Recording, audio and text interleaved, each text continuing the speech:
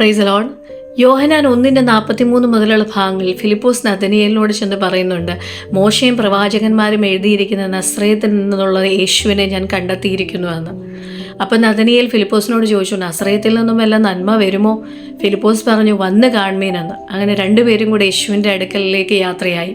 ദൂരെ നിന്ന് നഥനയേലിനെ കണ്ട യേശു ഇങ്ങനെ പറഞ്ഞു, ഇവൻ സാക്ഷാൽ ഇസ്രയേലിൻ, ഇവനിൽ കപടമില്ല എന്ന്.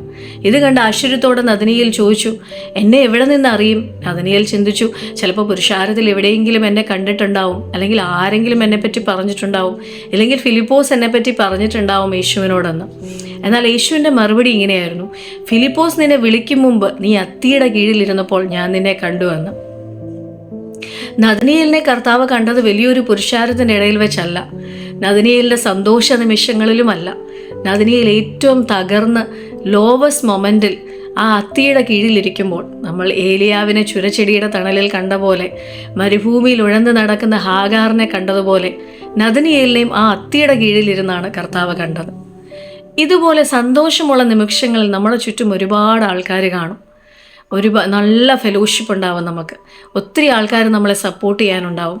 എന്നാൽ നമ്മുടെ ലോവസ്റ്റ് മൊമെൻറ്റിൽ നമ്മൾ തകർന്ന് മരിക്കുവാൻ തയ്യാറെടുത്ത് നമ്മളെ കൊണ്ട് ആ ഒരു ഉപകാരവുമില്ല, നമ്മൾ ഈ പ്രശ്നത്തിൽ നിന്ന് എങ്ങനെ കരകയറും, നമ്മളെ ആര് സഹായിക്കും, നമ്മുടെ നിലവിളി ആര് കേൾക്കും, നമ്മുടെ പ്രാർത്ഥന ആര് ശ്രദ്ധിക്കും എന്ന് വിചാരിച്ച് വ്യാകുലപ്പെട്ട് ഒറ്റയ്ക്കിരുന്ന് കരയുന്ന നിമിഷങ്ങളിലാണ് കർത്താവായ യേശു ക്രിസ്തു നമ്മളെ കാണും കേട്ടോ.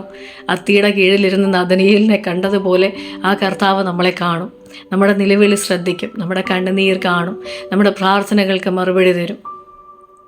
ആ കർത്താവിനെ അറിയാത്തവരാരെങ്കിലും എന്നെ കേൾക്കുന്നുണ്ടെങ്കിൽ, സമയം ഇനിയും വൈകിയിട്ടില്ല, മരിക്കാൻ മറ്റൊരു യേശു ക്രിസ്തു ഇല്ല. നിങ്ങളുടെ ഏത് മൊമെൻറ്റ്സിലും, തകർന്നിരിക്കുന്ന നിമിഷങ്ങൾ പോലും, നിങ്ങളെ ഈ ലോകത്ത് ആരും കാണുന്നില്ലെങ്കിലും കാണുന്നൊരു കർത്താവുണ്ടെന്ന് മറന്നു പോകരുത്. God bless you all.